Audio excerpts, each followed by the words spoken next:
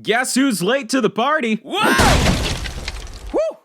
Okay, so when did Spider-Man become the only superhero that matters? I mean, I grew up in the time of the Sam Raimi Spider-Man movies. Back in the day, those were a big deal, and Spider-Man was in his prime. But we all know how that trilogy ended, and almost immediately after that, the Dark Knight trilogy started, and suddenly Batman became the only superhero anyone cared about. Spider-Man came back with the reboot trilogy that gave up after the second film. However, over the last couple of years, Spider-Man has no doubt swung back into the forefront of the superhero world. Spidey's in the MCU now. He has a massively successful video game from my boys at Insomniac, and most recently, he shocked the world with one of the most talked about animated movies in years, Spider-Man Into the Spider-Verse. And yes, I am talking about Spider-Man like he's real, because he's real to me! I mean, if the whole multiverse theory is true, then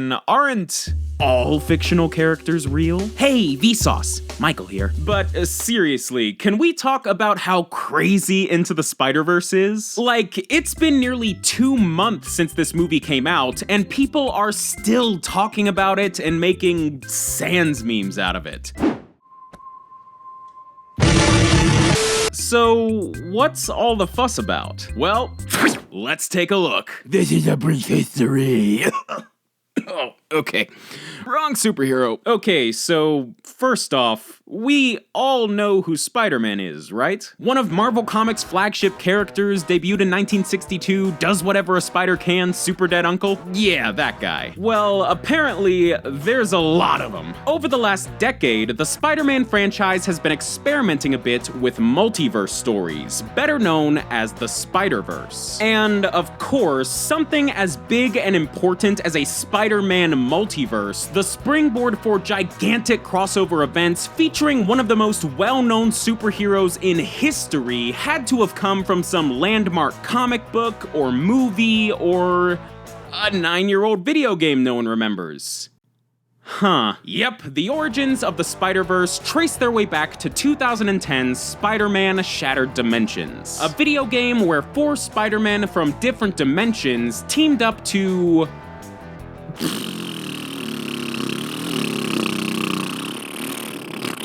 I don't know, I haven't played it. But on the team for this game was writer Dan Slott, who also wrote for the Amazing Spider-Man comics. And his work on Shattered Dimensions inspired him to expand this multiverse crossover idea into something much, much bigger. And thus, in 2014, the Spider-Verse comic book storyline officially began. This was a massive crossover arc featuring tons of Spider-Men, Spider-Women, and animals from all sorts of different dimensions. There was a pig, and a monkey, and freaking Bruce Banner, except he had spider powers and not Hulk powers, and just...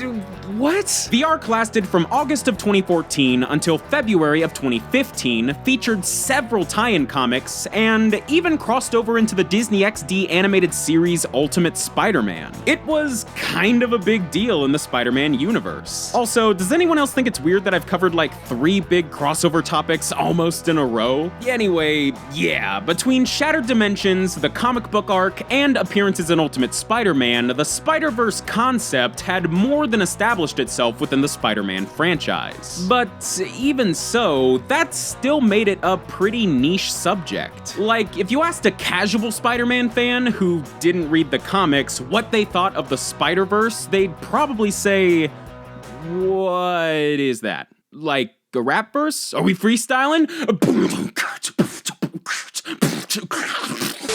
What I'm trying to say is the Spider-Verse had yet to hit the mainstream. It was just kind of a cool concept for diehard fans and people in the know. When it came to mainstream superhero media, aka movies, Spider-Man had yet to expand beyond our mortal realm. Heck, The Amazing Spider-Man 2 pretty much halted the entire Spider-Man movie franchise in general. So the company behind the Spider-Man movies, Sony, weren't super were sure what to do next. Well, actually, maybe they were. For November of 2014, some super secret Sony info was leaked detailing plans to reboot and pump new life into the Spider-Man film franchise with something that has gone surprisingly unexplored in this modern wave of superhero movies: an animated movie. Yeah, this whole renaissance of comic book movies has been going on for over a decade, and it took this long to get a major animated feature that wasn't tied to Lego. But speaking of Lego, this unnamed animated Spider-Man film was set to be developed by the filmmaking duo of Phil Lord and Christopher Miller, the minds behind Cloudy with a Chance of Meatballs and the Lego Movie. And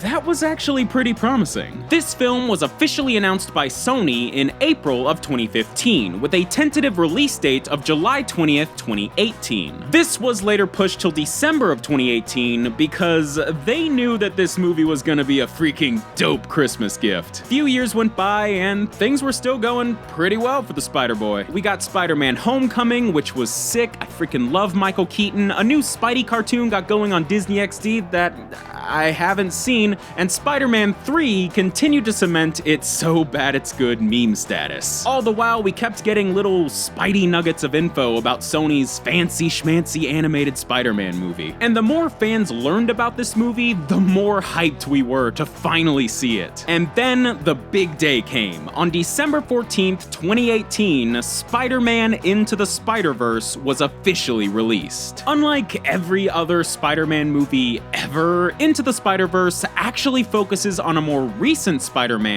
Miles Morales. But again, multiverse. So while this is Miles Morales' story, we've also got Peter Parker, Gwen Stacy, Penny Parker, Spider-Noir, who gets cool points for being voiced by Nicolas Cage, and, of course, Peter Porker, the Spider-Ham. They even brought in the pig. This ragtag team of Spider-Peeps cross over into Miles Morales' dimension, team up to figure out what's going on, and the rest is spoilers, but trust me, it's really good. So you've got a very unique premise for a Spider-Man movie with an incredibly diverse cast of characters from the comics. But as great and important as all that is, the biggest selling point of this film since day one was always the animation. Seriously, the look of this film is freaking groundbreaking. It is CGI, but it achieves this fantastic 2D comic book look by combining elements of 3D and 2D animation. Like, the 3D animators would render out their scenes, and then the 2D animators would go over the frames, adding line work, ink, and tons of other little touches. Plus, the animation team decided not to use a lot of standard animation techniques like squash and stretch and motion blur to maintain this whole living comic book style, and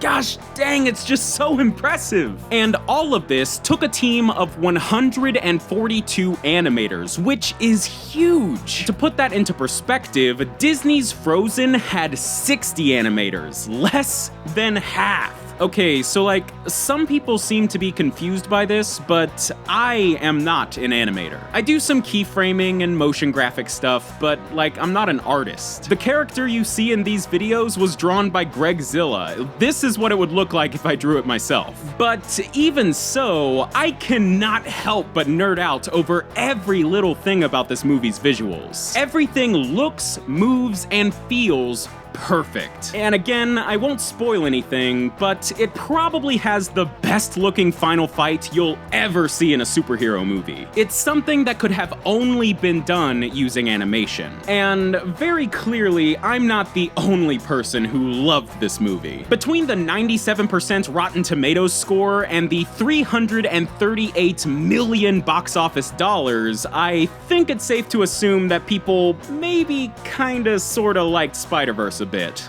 Maybe. For real though, Spider-Verse has been an unprecedented hit unlike any animated film I've seen in years. Not only did it make a ton of money and rake in rave reviews, but it sparked loads of inspiration among fans. Seriously, over the last few months, you couldn't even go on Twitter without seeing Spider-Verse fan art, memes, and of course, the Spider-Sonas. Here's mine. His name is Spider-Me, and he has +5 charisma. And this is why I'm not an artist. But it's not just critics and fans who have fallen in love with Spider-Verse, for the movie has also garnered large amounts of industry praise, winning Best Animated Film at the Golden Globes and even snagging an Oscar nom in the same category. Honestly, I'm surprised that's all it got, but I guess that's the Academy for you. So you've got a critically acclaimed, award-winning superhero movie that made great artistic strides for its field and a ton of money. Yeah, we're getting sequels. As of February 2019, a follow-up to Miles Morales' story is planned for production, as well as a spin-off film based entirely around Spider-Women. So there is a lot more Spider-Verse coming in the next few years. And I'm just gonna say what we're all thinking. If we don't get a Spider-Ham movie, we boycott. The Spider-Man franchise seems to be at the start of a golden age right now. And with everything the Spidey boys got going on these days, the fact that Into the Spider-Verse has been so successful and so universally beloved is no small feat. Between the diverse characters, engaging story, and the revolutionary animation, Spider-Verse is not just a contender for Best Spider-Man movie ever made, and not just one of the best movies of 2018,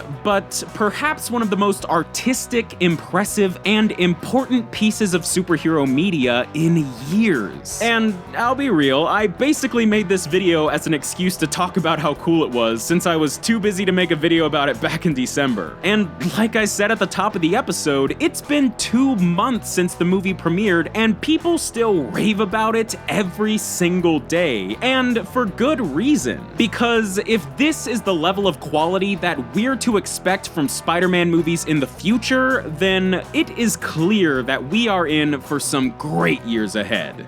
Thanks for watching, guys, and DFTBA.